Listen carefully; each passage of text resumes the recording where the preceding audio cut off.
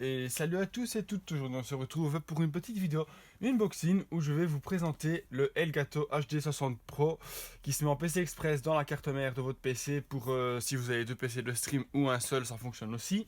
Donc moi pour ma part je vais utiliser deux PC, comme ça je vais répartir mes puissances différemment pour avoir un rendement optimal en plein jeu. Donc ici on va déjà commencer par le déballer. Ah oui, donc du coup moi si je prends pas ce qu'il faut, donc je fais une petite coupure. Voilà les amis, donc voilà, on l'ouvre.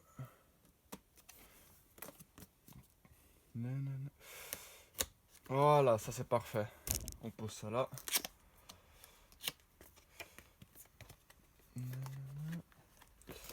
Donc ça fait déjà un petit moment que je l'attends quand même. Quel emballage qu'ils mettent quand même. Bah, c'est du costaud, hein. Voilà, il est là. Ouh, quel beau packaging qu'ils font quand même. Voilà, donc ici il vous montre les différentes possibilités qu'on peut faire. Donc il vous montre comment l'installer. Ah non, c'est comment l'installer, voilà, donc PlayStation. Donc, vous n'êtes pas obligé de mettre une console, vous pouvez mettre un PC. Moi pour ma part ça va être un PC. Et télécharger le logiciel, moi pour ma part il y est déjà. Vous avez plusieurs sockets, donc à ce que je vois ici. Ah ouais, donc ici il y a le câble HDMI que je vais avoir besoin. Voilà.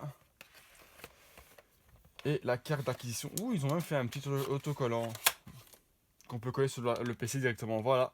Donc l'HD60 Pro ici. Donc vous avez une entrée et une sortie pour l'HDMI. Donc en fait vous mettez entre l'écran la carte d'acquisition. Et comme vous pouvez le voir ici, il se branche en PC Express sur la carte mère. Voilà. Donc ici, par exemple, en fonction de votre PC, vous aurez une barre différente. Donc ici, une grande et une petite. Donc la petite est là, la grande par défaut. En général, c'est la grande par défaut. Donc attendez, parce qu'ici, il y a le petit truc de Elgato en plus. Voilà, c'est un petit collant pour mettre sur votre PC si vous voulez mettre sur votre PC. Moi, pour ma part, je le mettrai pas. Peut-être par après, je ne sais pas. Car c'est vrai que c'est un beau autocollant. Il n'est pas laid. Voilà, donc les amis, je vais passer à l'installation dans le PC. Donc on se retrouve tout de suite. Voilà, et donc ici, on passe à la suite. Donc du coup, il va falloir faire votre PC. Donc il faut l'ouvrir. Donc vous avez comme ici des petites vis.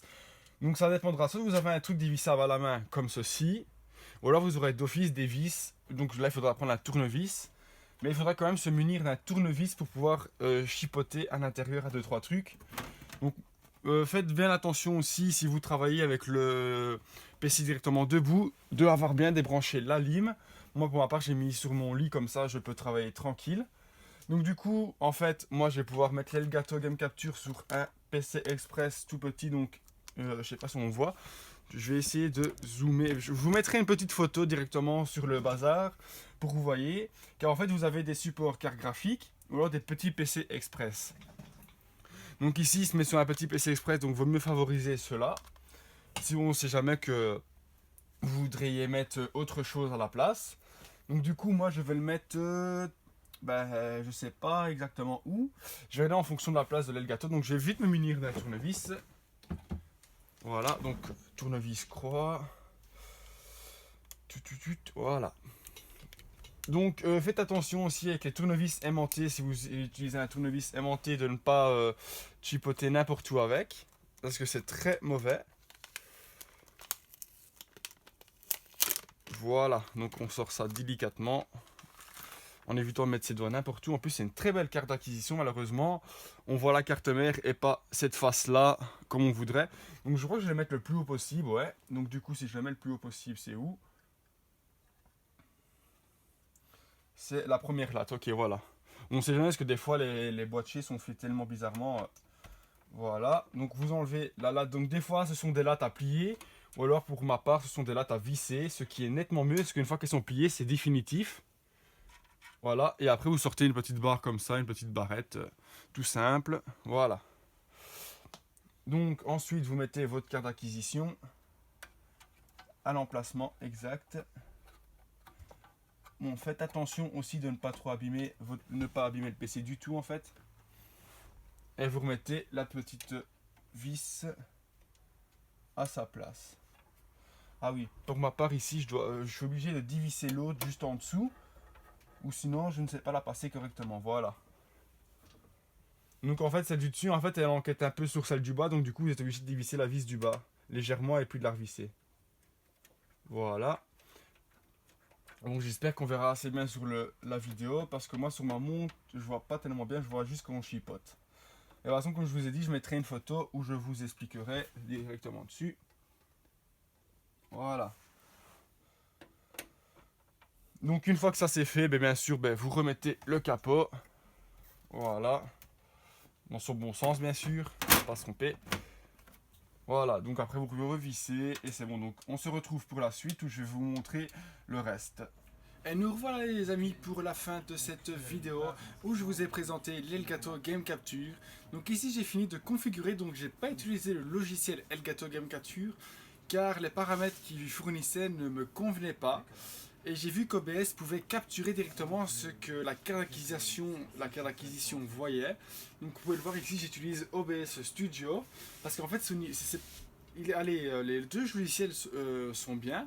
Et le seul problème qu'il y a avec le Elgato Game Capture, c'est au niveau des pistes audio. C'est pas vraiment ça, et au niveau des scènes, comment dire, c'est OBS Studio a quand même un avantage à ce niveau-là. Il a beau être gratuit au niveau des pistes audio, vous pouvez le voir que moi j'ai plusieurs pistes audio parce que j'utilise une table de mixage virtuelle où j'ai fait une vidéo aussi que je publierai par après.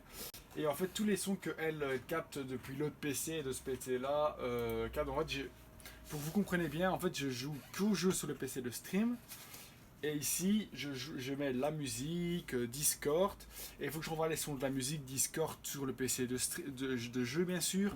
Et avec le PC de jeu m'envoie le son du jeu ici, plus le son du micro, donc du coup j'ai dû faire ceci. Donc en fait la table de mixage virtuelle sous le PC envoie le son du jeu dans le Elgato Game Capture via l'HDMI directement ici. Donc je capture le son du jeu ici dans le périphérique de capture HDMI de l'Elgato Game Capture, et le micro je l'envoie directement via la table de mixage virtuelle pour pouvoir avoir une gestion de mes sons complète et bien réglée et tout ça. Donc ça prend du temps à mettre en place, donc c'est pour ça que les vidéos sont espacées et tout ça. Donc ici en fait depuis que j'ai fait ma vidéo, il y a eu 2-3 jours depuis que je chipote au réglage et tout ça. Donc ça c'est, ici j'ai enfin fini et tout. J'ai pu tester en faisant 2-3 lives sur ma chaîne YouTube. Je sais pas si vous avez déjà vu ou quoi que ce soit ce que ça donne comme rendu. Mais franchement, ici j'ai vraiment trouvé le truc parfait, OBS Studio. Parce que Game Capture, il me convenait pas au niveau des options, etc. Donc, désolé les amis pour la coupure. Donc j'espère que cette vidéo vous aura plu. Donc si la vidéo vous a plu, n'hésitez pas à liker. Si vous avez des questions sur l'Elgato Game Capture, comment il fonctionne, les possibilités de câblage, etc. N'hésitez pas à me demander, je ferai une vidéo en plus où je vous expliquerai comment régler parfaitement les paramètres, etc. Comment utiliser la table de mixage. Ça, il y aura une vidéo qui sortira sur la table de mixage virtuelle que j'utilise. Et bientôt, il y aura aussi une autre vidéo sur une table de mixage que je vais recevoir directement pour gérer mes sons. Donc voilà, il y aura plusieurs vidéos qui vont suivre et je compte même faire la vidéo parce que je vais expliquer comment régler la carte d'acquisition, etc. Les différentes possibilités de capture, les différentes possibilités de fonctionnement, parce qu'en fonction de notre config, il y aura un fonctionnement différent, etc., etc. Mais ça, je vous expliquerai sur la vidéo suivante. Ainsi, on présente vraiment la carte d'acquisition Game Capture. Par contre, il y aura un petit truc qui m'embête un peu, c'est qu'ils auraient quand même pu mettre un petit éclairage sur le logo Elgato, ou ce qui est marqué Elgato.